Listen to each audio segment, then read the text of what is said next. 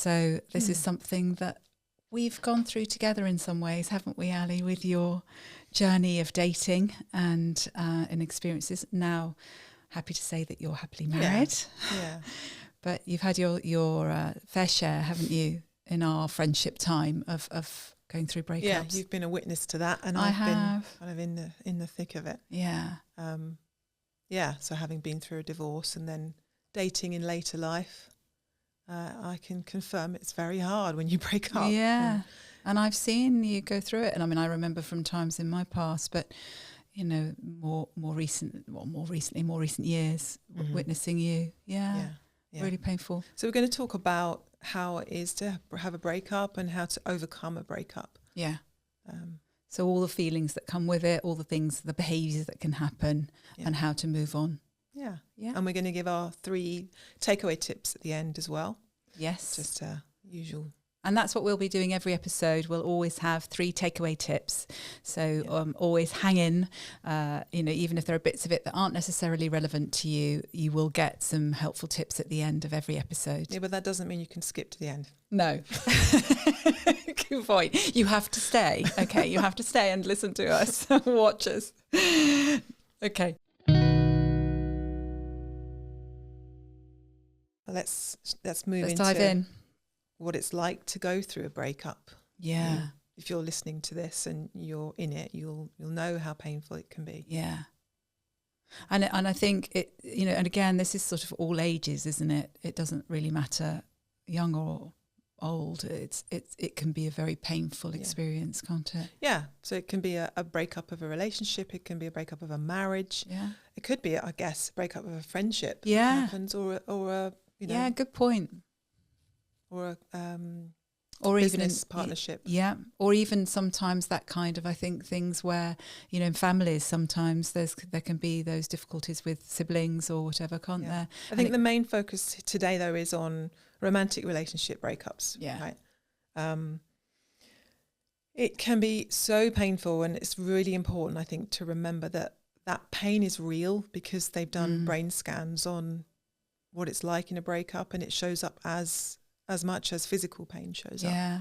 It's amazing, isn't it, when you see those images, how lit up the brain is in terms of that pain area in a way, isn't it? Yeah. Yeah. And it can mean that you can't work properly, you can't sleep, you're preoccupied. We talked about in a previous episode about attachment styles. Yeah. The anxiety that can come up, especially if you are more of a approacher with an anxious style. That pain is probably going to be even harder for you. Yeah. And on the other side, if you think of the attachment styles that we were talking about, actually, even though there may be the pain going on inside, whether that's in touch with or not, the distancer, the more avoidant attachment style, might not actually notice that it's that hard. Yeah. Do you know what I hear a lot from distancers or more avoidant people when they break up? It feels more of a relief, especially if they did it. Yeah. They get that sense of, oh, okay. Yes. That initial relief. Yeah. They don't necessarily feel that pain straight away. And also can be into something where they're moving away from it and not kind of giving themselves any time to feel anything. Yeah. So different kind of experiences perhaps related to the attachment style that one might have. Yeah. But it can be a difficult thing. And I think also there's something, I don't know whether there is an extra thing maybe. I'm saying it's the same for all ages maybe, but that first love can be really hard. Oh my God, do you remember it? Oh my God, yes. I still remember it. Yeah. And that's amazing, isn't it? It shows how powerful that is, that first breakup. I remember 19 years old, my first breakup. We'd been together 2 years. And I remember thinking, that's it. I am never going to meet anyone else. Oh. That was my person. Yeah. And actually I did the breaking up. So even though you broke up, you felt that was it. Paul's laughing. Yeah. Yeah. And I remember, you didn't have mobile phones then, but I remember driving past his house. God knows why. What did I think was going to happen driving past his house? So even though you'd ended it, you were still going through all those behaviours of kind of not being able to fully let go. Yeah. What do you remember of your first one? Well, Yeah, I am stretching my memory, I have to say, because they are getting muddled, because I had quite a few breakups. I didn't have great experiences in my first relationships, because as we will have known from it'll be probably last week's episode on attachment, my anxious attachment was massively in play. Oh my God. So I would do this thing where I would kind of really fall in love with people. And I think that can be something where you feel like you've got this real, you really want this connection with somebody. You're just desperate to have this kind of feeling of being loved. And what tended to happen for me is I'm trying to think if there was anybody other, I think everybody I chose had avoidant attachment style. So therefore that they were distancing away, I was approaching. And then with any breakup, it tended to be that they'd gone off with somebody else. There was always a bit of a crossover. Ouch. So there were lots of ouches. Yeah. And so the feelings of kind of feeling very abandoned and rejected and whatever. So yeah, my relationship history is pretty good. And then fortunately I've been married for nearly 30 years, so that's been okay. Just so you don't have to go through that again. I don't have to go through it again. We were going to talk about the factors that influence getting over a breakup. Yes. Do you want to say a bit more about that? Yeah. I was kind of doing a bit of Google scholaring to find out, what the research says on this. I think it's quite a difficult one to research, because I don't think there's there follow-ups.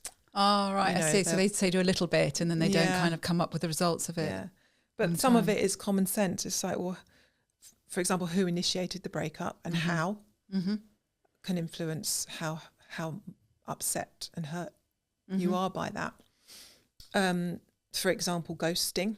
Yes. Very, very painful. Yeah. And very anxiety provoking, isn't it? Because you've got nothing. You've got nothing to go with. No.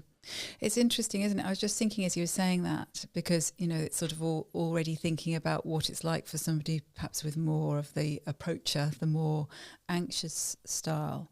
And I suppose something that I've noticed quite a lot, and I think you probably have in our work when we work with couples, is that often, or sometimes they can come to therapy when it's at breaking point.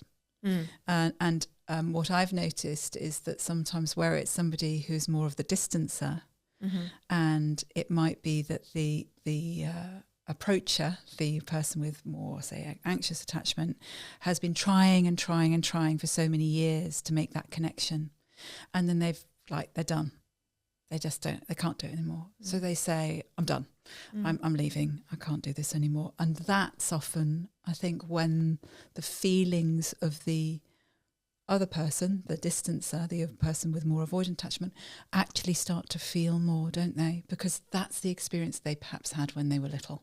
So you're talking about that feeling of breakup in that example. In that example. Where there's a couple. Yeah. And one has said, I've had enough. Yeah. I'm out. Yeah.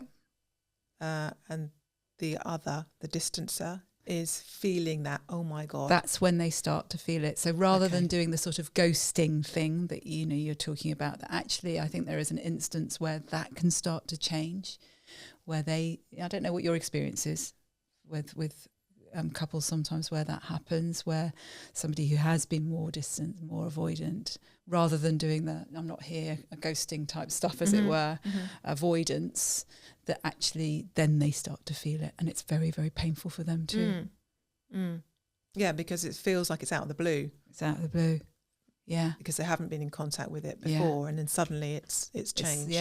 And their world's kind of not how they thought it was. Yeah.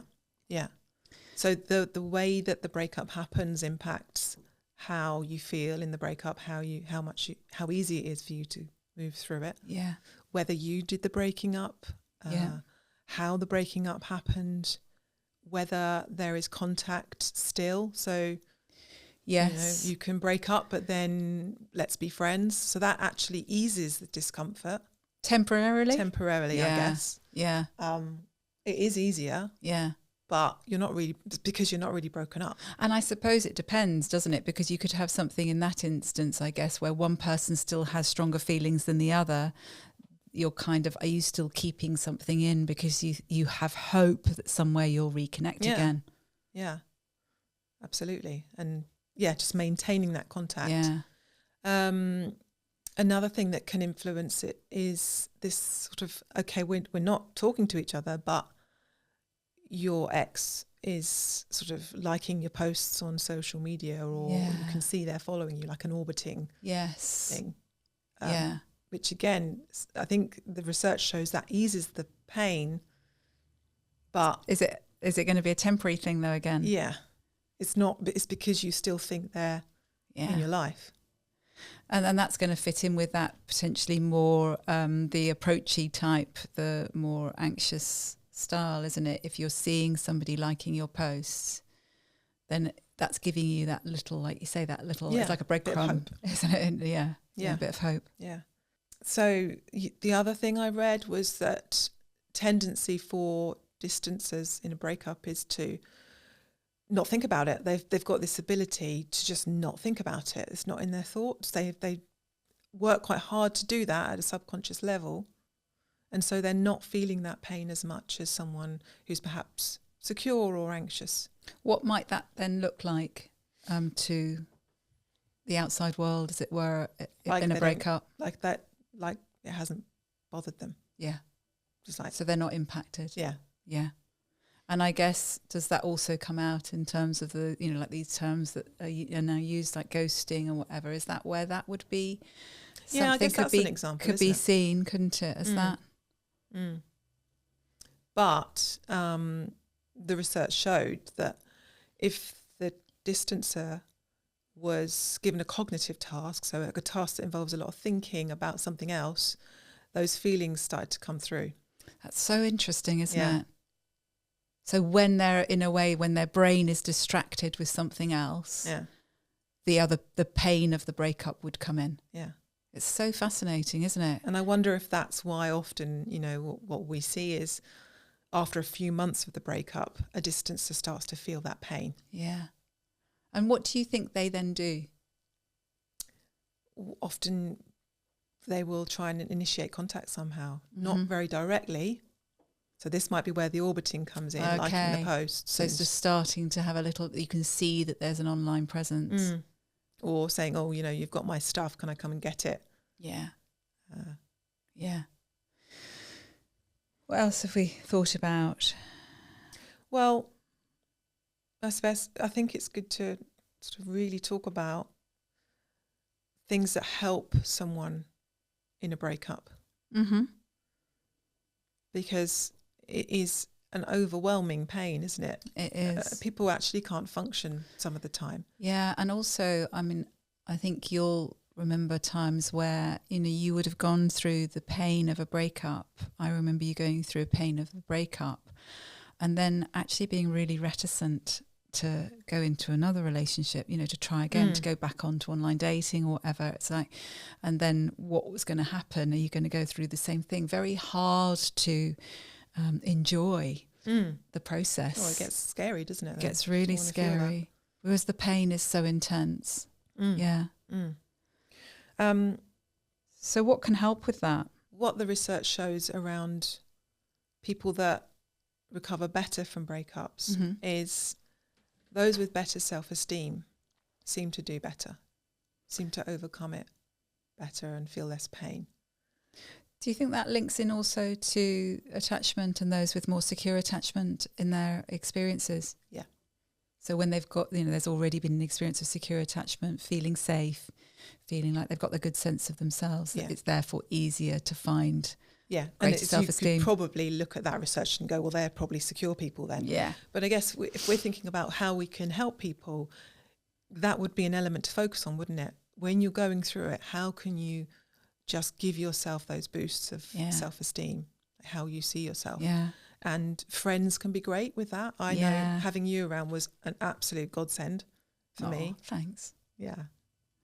It was. And if I was tempted to text, I would text you. Yeah. And I remember saying things to you sometimes because there was that temptation, wasn't there? There was a temptation sometimes to text the ex that I'd say, if you need to, text me instead. Try and text me instead. Yeah. Yeah. So having a friend, not only to do that, but who can remind you things that you can't think about in those when you're in such pain. And that's very much reminding you about all the things that are lovely about you, isn't it? There's something around that self-esteem reminding you of all the lovely qualities that you have, all the ways that you can do relationships and what you contribute and offer to relationships, reminding yourselves of those experiences. Because you can't do that on your own. No. When you're feeling that, you can't. All you can think about is, well, I'm no good, especially if you're anxious. Yeah.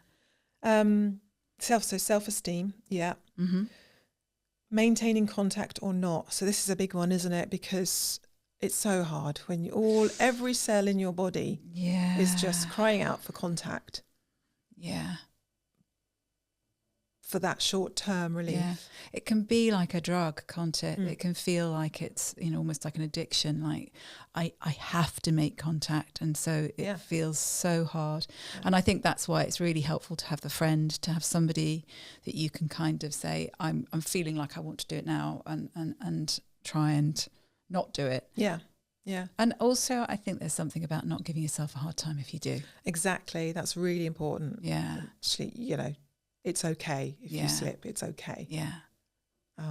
It's an that's understandable not beating thing. yourself up, is it? Yeah, yeah. So preferably not having contact, taking them off social media. Yeah. Taking the number off your phone. Yeah. Sometimes blocking if necessary. Blocking, I think that's really hard. I think it's really hard. Really hard because it's so hard. I think that social media thing is really hard because it's so there. We can all just look and nobody knows we're looking. Yeah. And I think it's such a draw, isn't it, to go back and see what they're doing. And then, of course, if we see somebody with somebody else, then our imagination's going wild, isn't it? And then we're going to feel even really. Yeah, that's it. That vicious circle. You might get that bit of relief, but you also might get something a lot more painful that just keeps it going. And then negative comparisons can come up and all sorts, can't it? Yeah. So there's something, isn't there, around, what would be a sort of more secure behaviour is putting those boundaries in, isn't it? Putting those boundaries in to say, no, I'm worth more than this, actually. I'm not going to put myself through this. Yeah. But also, like you said, it's okay if you slip because it's such a strong compulsion to have it. Yeah. That it's a very hard thing to resist. It's you do need support. so hard. Yeah. And sometimes support with distraction, I think, can help, can't it? It's like where you're doing something else which is perhaps more valuing for you. Yeah. Where you go away, for I don't know, we've done it, haven't we, where we went to a spa for a few hours or whatever, just taking ourselves away. It was something that was feeling, nourishing. And actually just, we would not have our phones on. So it was helping that real pull to want to make contact, but actually making it so that it was harder to do so. So you were saying about distraction. That's a kind of good one, isn't it? Because you don't want to distract too much, but you do need an element of keeping occupied and still getting out and doing things. And I think there's something, isn't there, around if we're able to, which again, if we are able to in those instances, I think there is something about reflection, isn't there? Being able to kind of think about, okay, what was my part in this relationship? What is going on for me? How have there been red flags I've missed? Have there been, some things that I could have done differently? Yeah. I think that self-reflection can then help you, can't it, go on to, we can think about then the next relationship and think perhaps how we might do things differently. We might not. We might get caught up again in the same pattern. But I think it can just have that bit of self-awareness that we bring in, that we take responsibility. That was one of the things I read about this, actually, that people more approaches, anxious people or secure people who were more likely to think about the relationship, reflect on it, maybe in a negative way sometimes, but ideally reflecting on it in terms of what have I learned here about myself? What have I learned about how I am in a relationship? Yeah. And what would I like to do differently next time? Because that's such a good way of learning and growing. Absolutely. And it's nourishing in a way, isn't it, then? Because you are setting yourself up hopefully for a healthier relationship or understanding yourself better in the next relationship. So next time it will be different. Yeah. Yeah. And you did loads of that. I mean, I think we have a proclivity to do self-introspection and self-awareness is our thing, kind of wanting to try and do that. Doesn't mean to say that we don't still, even as therapists, feel the pain. I think this is something that people think, that you can have years of therapy, you're a therapist yourself and everything's kind of dandy, Everything's you're fine. okay. We know everything. It's through absolute life. bollocks, isn't it, basically? Yeah. And so, everybody still goes through the same pain. You went through the pain, even though you were aware of what was going on, you understood, you still went through that pain and still needed things to help you through that. Yeah. Yeah. Does that cover self-compassion as well? Because we talked about self-compassion in another episode. Yeah, didn't we? looking after oneself. Yeah, and self-compassion, again, just as a reminder, it's not that sort of fluffy pink thing, is it? It's very much about how do we come alongside ourselves when we're in pain, and by doing that is actually alleviating it, because we're kind of not alone. We're there, but doing things of action, I think, that can reinforce that. Like going to the spa, having a massage, or going, down to the gym or something, can be helpful, can't it, I think? One of the things I did, I think someone suggested it to me, which I found quite difficult but quite helpful. I wrote a letter to myself as though I was writing it to a friend. Nice. Yeah, I like that. Sort of, yes, you're struggling. This is really hard. Yeah. So what a friend would say, so that there's already that, so where you might have found it, I guess, difficult to reach into that self-kindness, that actually hearing it from a third party, even though you were writing it, you could access that part in yourself. I love that. Yeah, good suggestion. I don't think that was on one of our top tips, but maybe it could be an additional one. Yeah.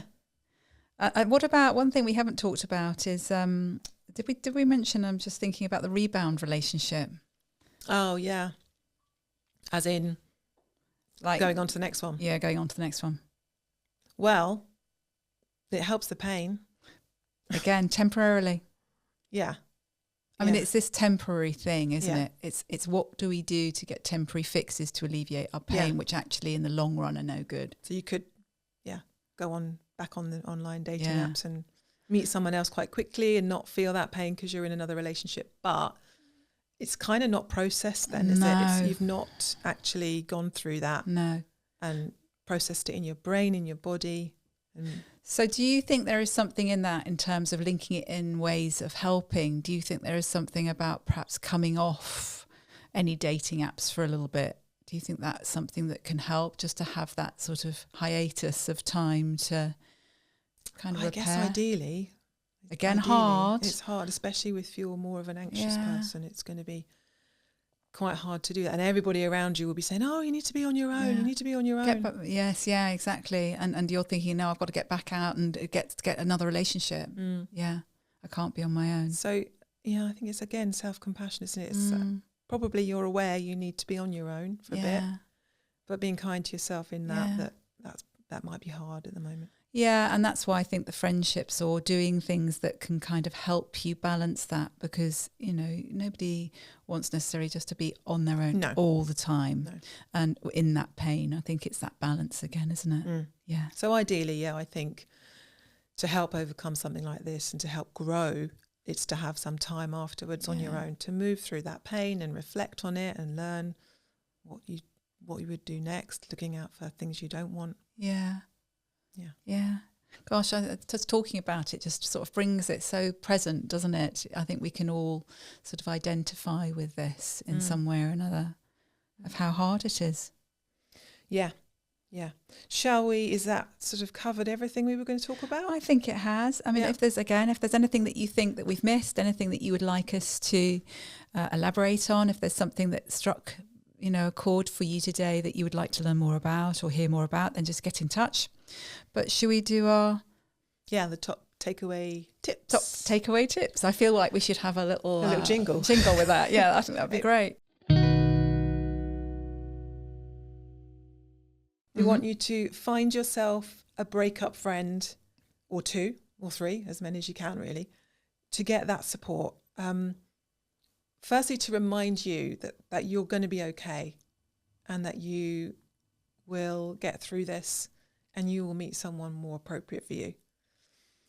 Also, because you can set them up as the one that you message when you are desperately wanting to contact your ex So having them as your Roz person, as your Roz. Yeah. They will also be your shoulder to cry on, or the one to take you out for a beer or a cocktail or a cinema. Just someone that's there and knows what you're going through. Mm-hmm. So our second tip is we talk often around just writing things down in a journal. Or just writing things down. It can be just really helpful.